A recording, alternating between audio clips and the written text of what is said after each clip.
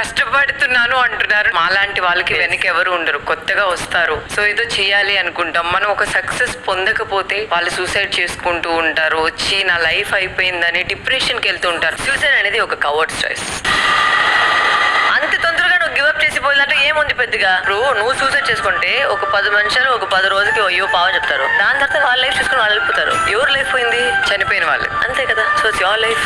So who are you doing it for? So I learn to fight, learn to make success, make it happen. Success will not happen easily. ప్రతి వాళ్ళు కష్టపడుతున్నాం అంటే అవును, అందరూ కష్టపడాలి. నా దగ్గర నాకు నచ్చకుండా ఉన్న ఒక లైన్ వచ్చి వస్తారు, మేడం చాలా కష్టపడుతున్నాను. అవునమ్మా, కష్టపడాలి. నేను కూడా కష్టపడాను.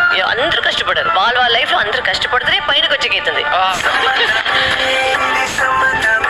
కష్టపడదని ఒక వీక్నెస్ కాదు, వచ్చి చెప్తుంటారు చాలా అందరూ కష్టపడుతున్నారు. ఎవరు కష్టపడలేదు చెప్పు? నీకు ఒక భోజనం ఉంది, నీకు ఒక నిద్రపోయి ఒక హౌస్ ఉంది అంటే అదే నువ్వు చాలా బ్లెస్సింగ్. రోడ్లు పోయి చూడు, ఎంతమంది ఉన్నారు, చేయలేదు, కాలేదు, బెగ్గర చేసి వాళ్ళు కష్టపడితే వాళ్ళ మీద చూసి నువ్వు నేర్చుకో.